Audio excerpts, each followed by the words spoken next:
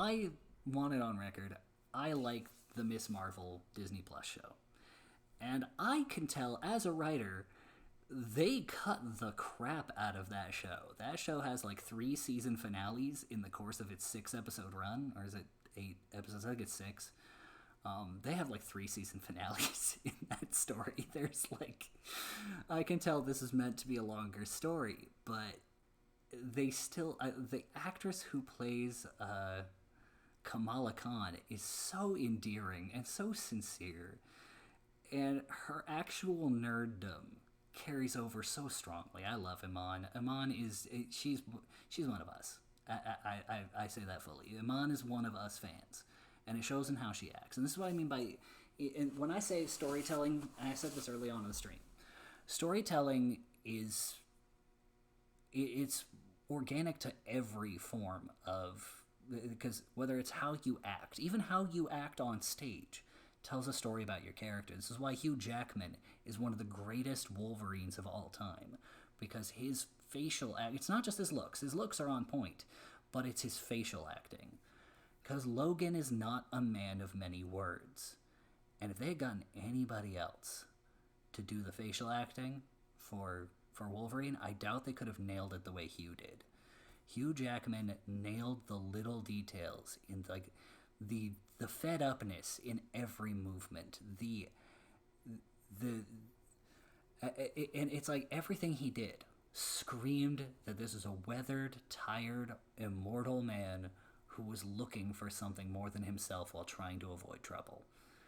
And he was trying to keep his distance from everybody because he had hurt so many and been hurt by so many, and yet you could still see that compassion behind everything he did, even though there was still that barrier. Hugh Jackman, best Wolverine because of all the facial acting.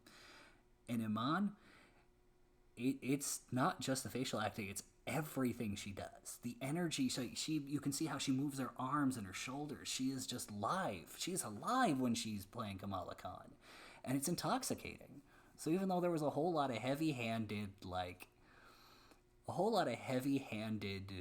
messaging that I'm like, okay, whatever. And I could tell they cut a lot of it down. There was supposed to be more. There was supposed to be more in that series.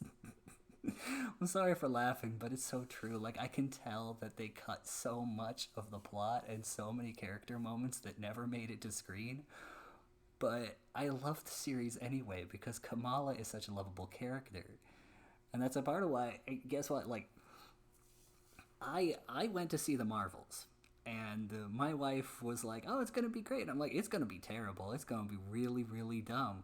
But do you want to know why? If it had just been Monica Rambeau and Carol Danvers, I don't think I would have been interested at all. Because I think Monica has potential, but they did her all wrong. They introduced her wrong, and they didn't really set her up. She should have gotten her own movie before she got a co-op with Captain Marvel. Especially because of the bad blood between Brie Larson and the fan base. Like, Monica Rambeau deserved better. She had a lot of potential. I don't know if she still does. I'm hoping she does. But when I saw Kamala was going to be in it, I'm like, oh dear Lord, even if this is terrible, this is going to be fun. Because this is the bright-eyed, bushy-tailed, person. And she brings life to everything she touches because she's really got that passion in her. And so I went, and I was right. She was very much exactly she brought life to that film and made me enjoy it. That's why I compare it to the new Plan 9 from Outer Space. It's really that good at being bad. Like, if you haven't, please see The Marvels. It is hilariously bad in all the right ways. And like I said, I told my wife, like, I have so many questions and so many plot holes that I can point out. Like, where did that second bracer go? We never saw it go to. It was on Kamala's arm, and then it disappeared between cuts, and it's never been seen again. We don't know where that went. We don't know who had it. Because she had both when Monica went to the other side of that dimension, so we know Monica doesn't have it.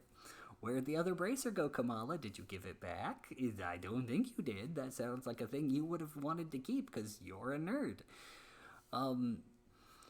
But it's one of those things where it's so bad it's good. But the big thing I was getting into with it though is that you've got this conundrum here where you've got, And I want to say this one more thing as well about that before I move on to my next point about the Marvels, because yes, I have officially transitioned over to this. Brie Larson was a lot more alive as a character in the Marvels than she was in the first film, which makes some sense. I actually like Captain Marvel a little more than I like the first Thor movie, and that's controversial in my family, but I do. It's not great. It's not $1 billion good. I still call bullcrap on that number. I still think it was inflated, but we'll leave that alone. Because that's a conspiracy theory for another time, especially because I'm somebody who kind of liked the film. I didn't think it was perfect, but I kind of liked it. My big thing about it is that you're running into this situation where you have, with the original lead up to Endgame, right? That whole section, you had these standalone films that introduced your new cast of heroes, and they weren't immediately, in fact, they weren't interconnected at all when they were first introduced.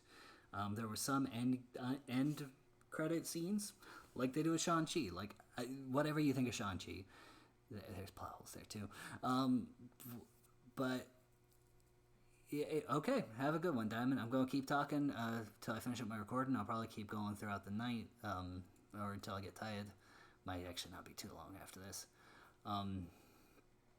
But yeah, like I said, Shang-Chi had a post-credits, whatever you think about it, but they were doing it right. They were slowly introducing everybody.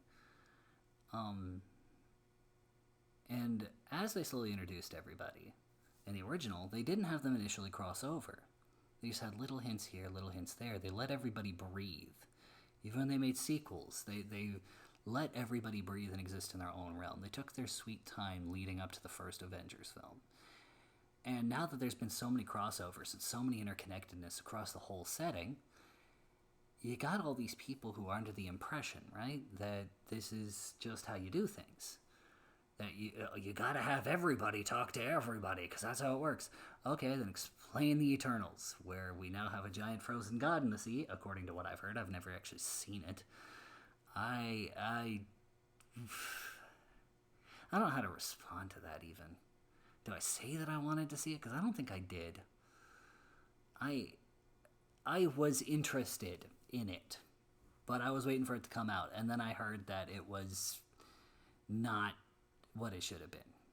Anyway,